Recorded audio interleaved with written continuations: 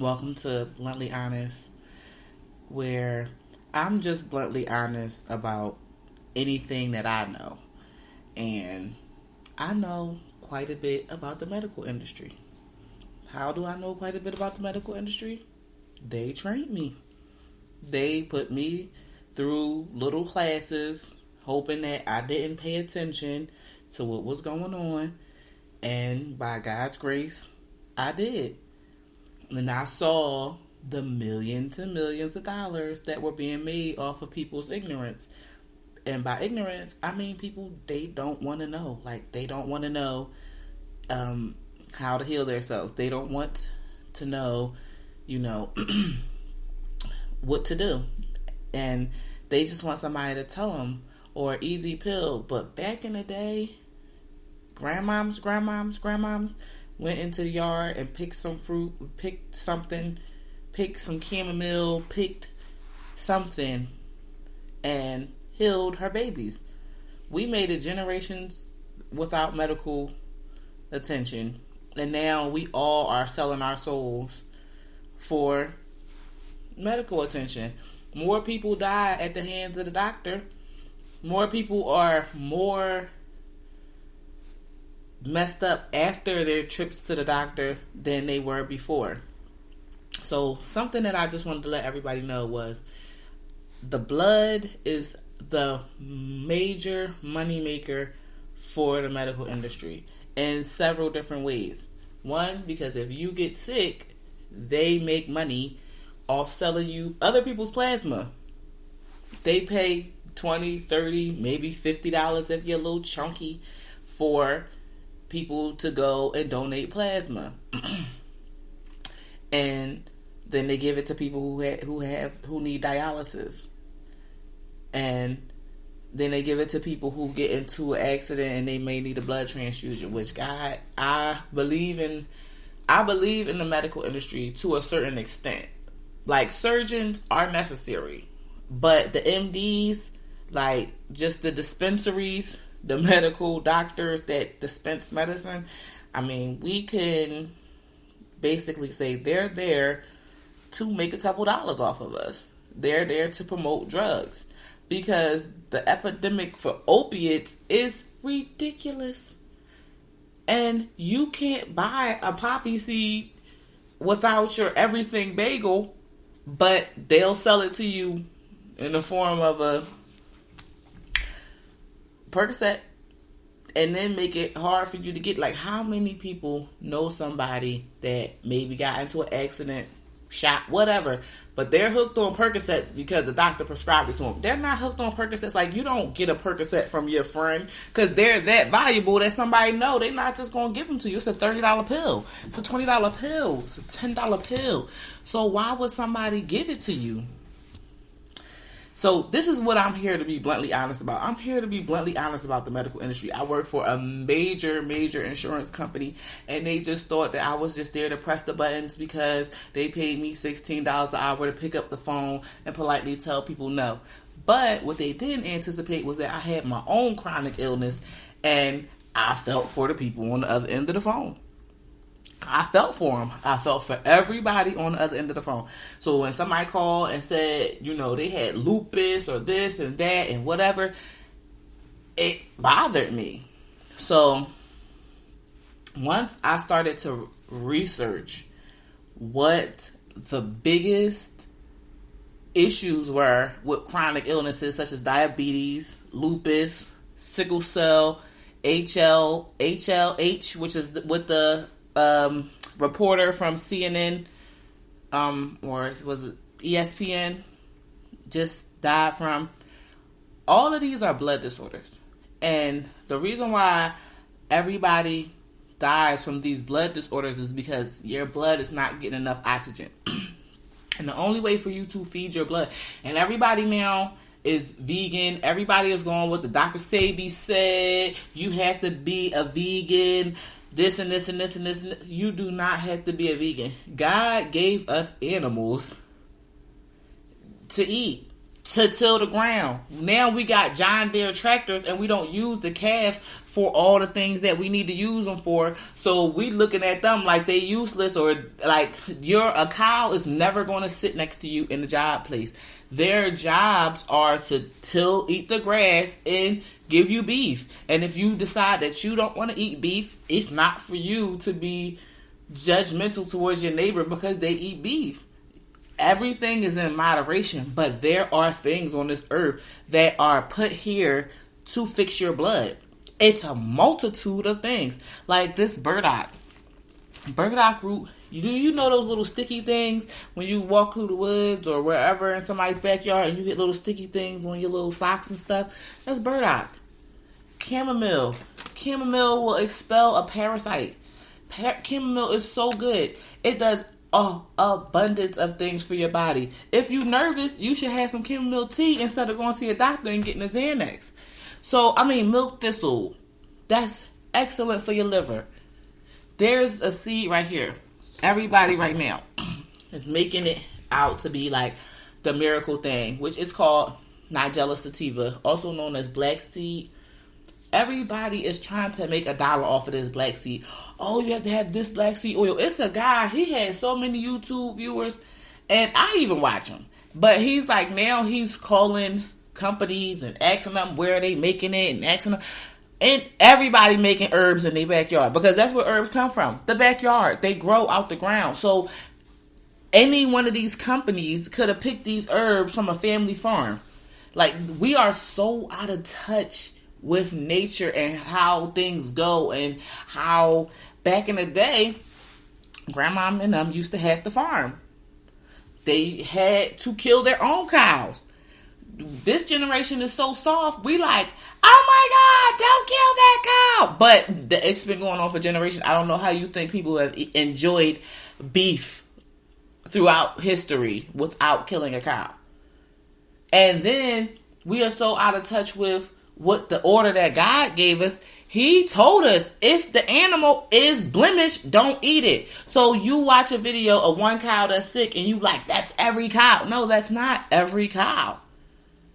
That's not every cow. That's not every farm. So I'm just shocked at the ignorance, and the ignorance that's like whispered down the lane. So I'm here to be bluntly honest about that. I'm here to be bluntly honest. I'm here to let y'all know that you can pick up any of this stuff. You can make your own pills, your own self. You don't need anybody else in the mix. I have my own black seed. If I want to change that into an oil, I could put it into coconut oil. I could put it into almond oil, but I don't eat almonds. I'm sorry. I don't eat shellfish, so I couldn't be on the Dr. Sebi seaweed diet because I don't eat shellfish, and I'm allergic to iron, or I'm allergic to the abundance of iron that's in seafood. So everybody is not going to be on the Dr. Sebi diet. Everybody is not going to be vegan. And I read in the Bible, it said, let them who don't have faith then just eat herbs. So I got faith. I have faith in God that I can eat these herbs and still have me a slice of beef. I feel healthy. Every time I go to the doctor and I get my blood results back, they can't, is your blood pressure normally this high? Yes, it is. Because I treat my blood. You could be skinny and still have high blood pressure. It's not just about alkaline. It's not just about all the stuff that Dr. Sebi said. It's not. There is not. And then this 102 mineral thing that they got going on. You find me that 102 mineral list and tell me it's not the periodic table. And then tell me if you can eat neon. And then tell me if you can eat arsenic. And then tell me if you can eat the 102, all 102 minerals that's in the periodic table. It's so much whispered down the lane. It's so much. It's so many people who are researching themselves. You can get a book. I have a book right here. This one is called Herbally Yours by Penny C. Royal. In this book that Penny and them wrote years ago, so the information has been there for years. Some of these doctors published this information in 1973. This one says 1936. This these people have been around. These people have been around. And the information has been there. The information is here. You have to find it. And you know what they used to say? They used to say, if you want to hide something from somebody, put it in the book. Put it in the book. If you want to hide something from them, put it in the book. And literally, the cures are here. Sinus congestion, sore throat. If you want to stop smoking, she said that you could use black cohosh, blue cohosh, catnip, echinacea. And I believe echinacea could work because it's that mentholy flavor that echinacea tea has. And you can find that right in ShopRite. You can find any of these things. Like, this is Maplewood. This is red clover. And it came from Maplewood Nutrition Store in Philadelphia.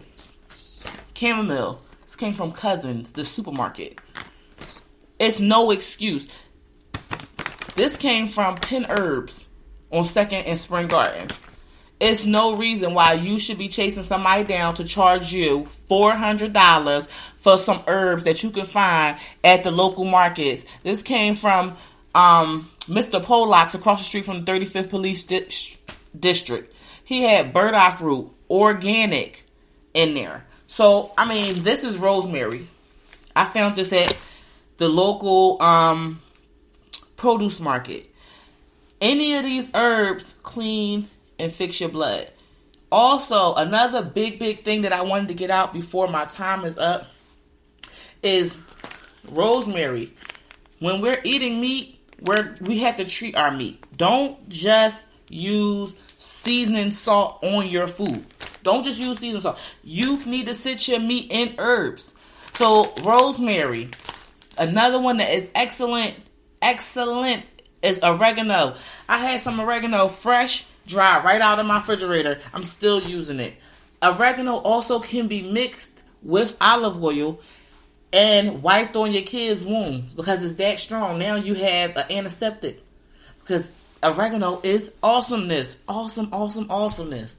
So I want to bring this channel to you because I want to teach you guys how to use these things in your everyday life because they're out there and an elite group of people are using them because knowledge is power, and it takes for you to open up your mind, take 5 minutes out to stop looking at the twerking people and the people that's doing goofy stuff and people that's telling jokes, and just for 5 seconds just get serious because grandmama does not have to die from cancer when they got apricot seeds out here, and you can mix the apricot seeds with honey and you can drink a tea. Like right now, I'm letting you know I mix my chamomile with hyssop and all types of things, and I drink hot tea, and I mix my black seed into it. I slip that. I will grind up black seeds and put them in my kids' pancakes because that's what I'm not going to tell them what they're eating until they get older, but you're going to get this in so you have the perfect blood because your blood repairs your skin. Your blood runs through every organ in your body. Your blood is everything. It's everything. Anytime you get a boo-boo, blood rushes to the scene, clots up. That same blood that clotted up, got hard, will turn into your skin. And in days, you'll see it become skin.